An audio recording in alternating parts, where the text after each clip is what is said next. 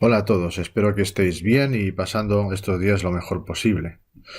En estos días de verano, uno de los momentos más extraordinarios del día para mí es cuando llega la noche. Estas noches despejadas en las que se puede ver la inmensidad del universo o lo que llega a ver el ojo humano y darte cuenta de dos cosas. Una, que el universo es grandioso, es enorme. Y otra, que tú eres muy pequeño. Y esto te lleva a pensar cómo es posible todo lo que estoy viendo. Hace un par de noches, antes de grabar este vídeo, salí a la terraza de la casa donde estoy ahora mismo y salí cuando estaba anocheciendo. En ese momento la luna está en la fase de cuarto creciente y solo se ve una pequeña parte de ella.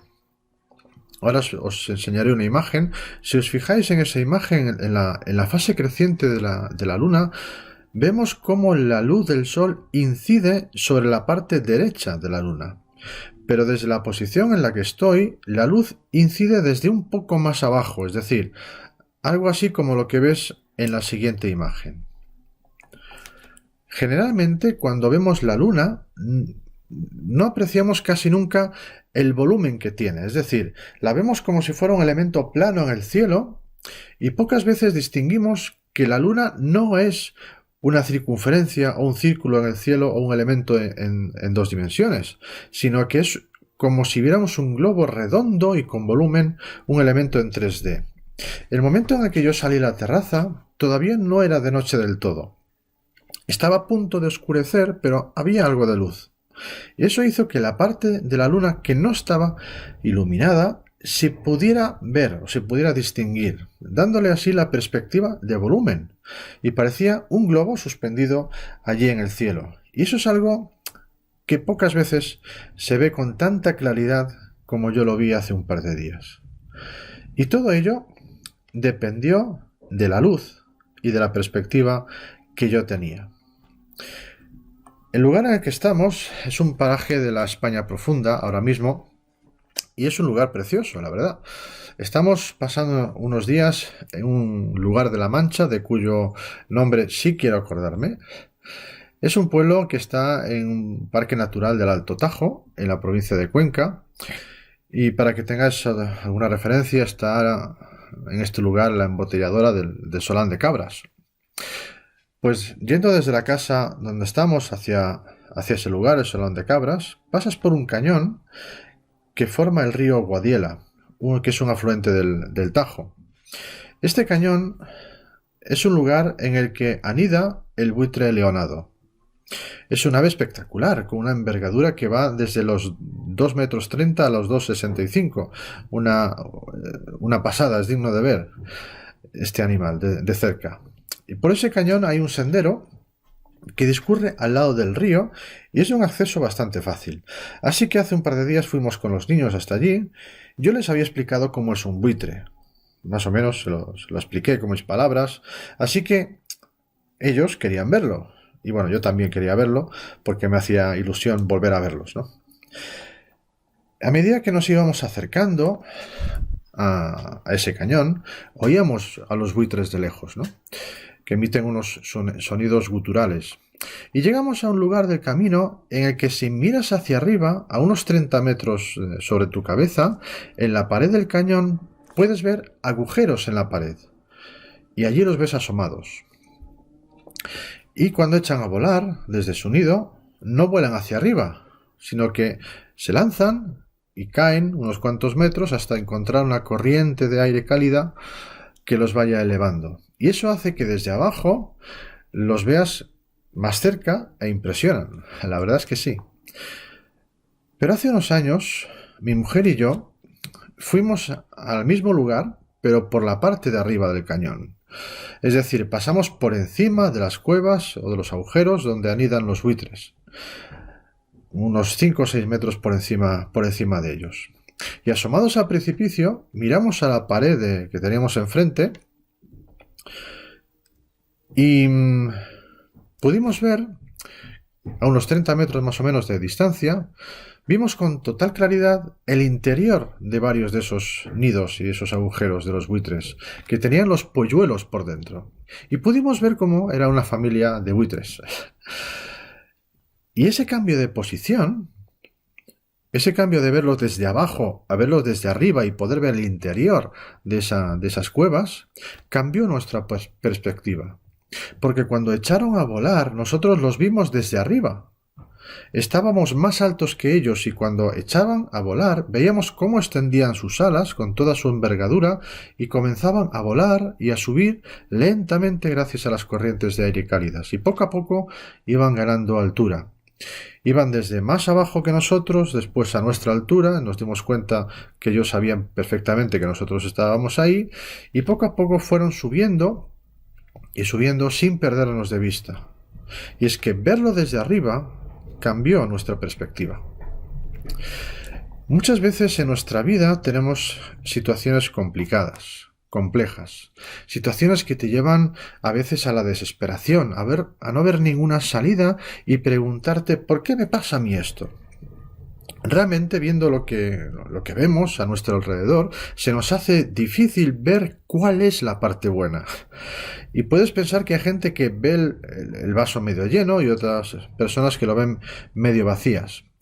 Pero hay otras personas que ven algo que va más allá, que tienen otra perspectiva de la vida. Personas que son capaces de, en medio de las más horribles condiciones, mantener la esperanza.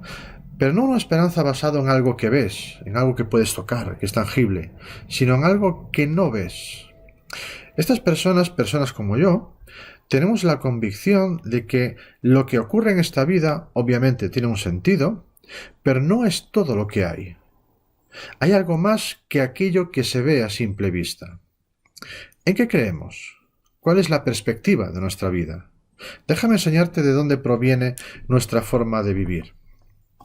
Proviene de alguien llamado Jesús. Jesús fue alguien tan importante en la historia de la humanidad que el tiempo lo medimos al momento histórico en el que estuvo Jesús en la tierra, es decir, el día que naciste, y me lo invento, por ejemplo, el 23 de enero de 1970 después de Cristo.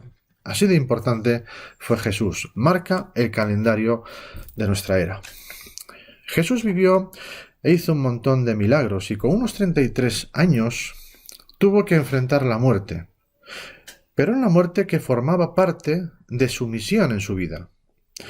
¿Pero cómo enfrentó Jesús su propia muerte? Estamos acostumbrados a ver en películas recreaciones de ese momento, sobre todo en la época de Semana Santa. Pero te diré una cosa. Si hubieras estado en el momento de la cruz, en el momento en el que Jesús fue arrestado, fue torturado, fue clavado en la cruz, probablemente habrías vomitado, habrías gritado, te habrías tirado del pelo y gritando preguntarías ¿pero cómo es posible tanta crueldad? Y más teniendo en cuenta que había sido hallado inocente de los cargos. Poner clavos en los brazos y las piernas de la gente, colgarlas en un trozo de madera con todo su peso corporal desgarrando su carne, aplastar sus piernas para romper sus huesos, o clavar una lanza en el costado. Son imágenes insoportables de ver y mucho menos de vivir en tus propias carnes. Pero fíjate, Jesús se ofreció para esto. Él lo eligió, no fue forzado por nadie. Él dijo en un lugar, en un evangelio, el evangelio de Juan, capítulo 10, nadie me quita la vida, yo la pongo por mi propia cuenta.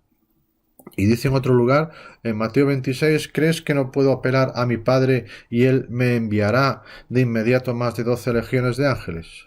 Pues claro que sí. Él no estaba atrapado. ¿Crees que Herodes y Pilato y las turbas y los soldados eran los que mandaban en esa situación?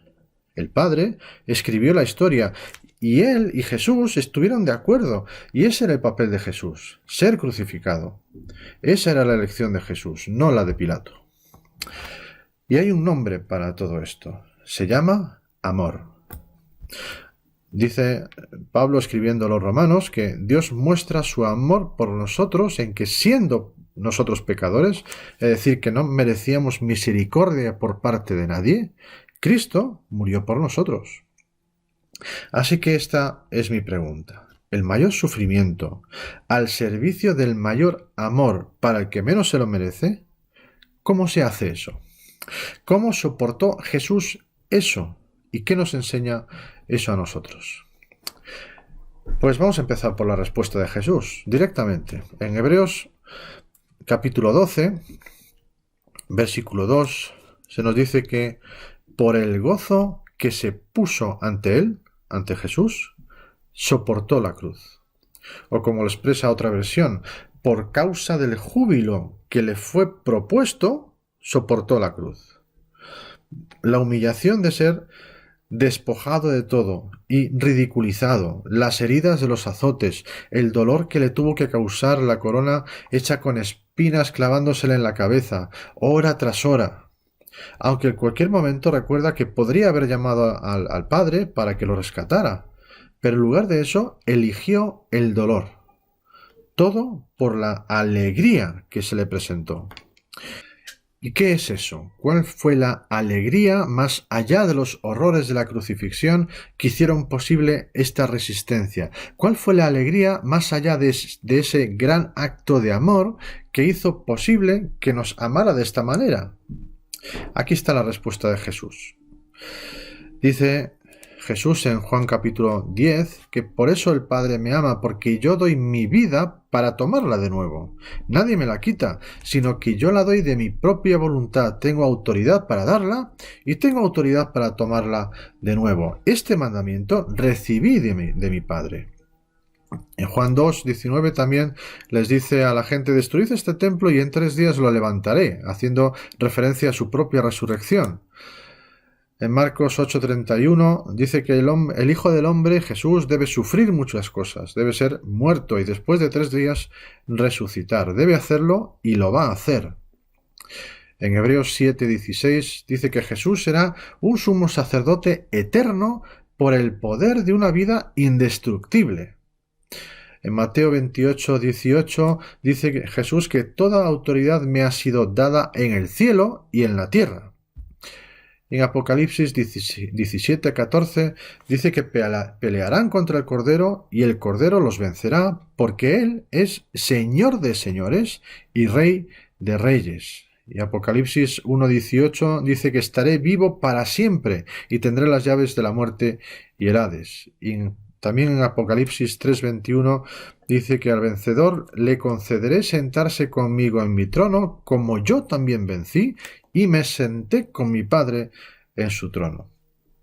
Cuando Hebreos 12:2 dice que Jesús, por el gozo que se puso ante él, soportó la cruz, fue ese gozo. Jesús, en el momento de ir a la cruz, miró hacia el futuro y vio esa esperanza, esa alegría y gozo que hay en ese futuro y pudo sufrir y amar de esa manera. Jesús nos dice algo para nuestra tranquilidad. En Juan capítulo 15, versículo 11, dice que os he dicho estas cosas, y este es el pasaje en el que Jesús dice que Él es la vid verdadera y que separados de Él no podemos hacer nada. Os he dicho estas cosas para que mi gozo, mi alegría, esté en vosotros y vuestro gozo, vuestra alegría, vuestra felicidad sea completa. Y esto es lo que significa ser cristiano. Abrazar a todo el Cristo, no solo una parte de Jesús, sino a todo, para que nuestra alegría sea completa. Dios tiene la intención de que la alegría que se le presentó a Jesús y que le dio el poder de soportar el mayor sufrimiento en el mayor acto de amor para los que menos se lo merecen, Dios quiere que esa alegría sea tu alegría. Eso es lo que significa ser cristiano. Abrazar a todo el Cristo que ha sufrido, el Cristo que después resucitó, el Cristo que reina, el Cristo que va a venir, que dice en todo momento: he venido para que mi alegría esté en ti y que tu alegría sea plena. El hecho de una resurrección futura y una eternidad al lado de Jesús tienen un poder explosivo en nuestras vidas, algo que va mucho más allá de la razón, es algo que no se puede explicar con palabras, si no vives esa esperanza que emana del propio Jesús. Y eso cambia la perspectiva. Veamos un ejemplo de esto. El apóstol Pablo, predicaba en la ciudad de Filipos, y estamos resumiendo un hecho que tenemos en el libro de los Hechos, capítulo 16, versículos 16 al 40, una niña que tenía un demonio, una chica joven, que era una esclava, y ganaba mucho dinero para sus amos adivinando. Gritaba constantemente e interrumpía a Pablo y a Silas en su predicación. Y cuando Pablo se cansó de esto, le dijo al demonio, no a la niña, sino al demonio que tenía dentro: te mando en el nombre de Jesucristo que salgas de ella. Y salió en ese mismo momento. ¿Qué ocurría? Ahora la esclava, que ganaba dinero, era libre, y los amos ya no ganaban dinero con esa chica. Así que se enfadaron. Arrestaron a Pablo y a Silas, y sin juicio les quitaron las ropas, los azotaron, y el carcelero ató sus pies a un cepo, por orden de los magistrados. Y aquí está la imagen que quiero que veas. Pablo y Silas han sido avergonzados al ser desnudados, golpeados con varas, están atados a un cepo en la parte más profunda de la prisión y sin poder dormir. Y a medianoche, ¿qué están haciendo? Están cantando.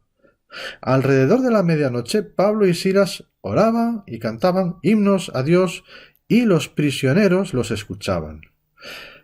En un lugar de vergüenza, en un lugar de tristeza, de dolor, en el que la gente está desesperada, los presos comenzaron a oír cantar, algo inaudito, y menos en una prisión de ese tiempo.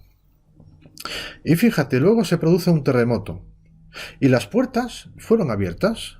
Pablo y Silas pudieron haber visto al carcelero suicidarse, porque es lo que iba a hacer el carcelero. El carcelero tenía la labor de no dejar que ningún preso se escapara, a costa de su vida. Y como no quería que lo mataran, pues intentó suicidarse. Y entonces Pablo y Silas pudieron haber pensado, bueno, pues le está bien empleado, ¿no? Después de lo que nos hizo, no pasa nada.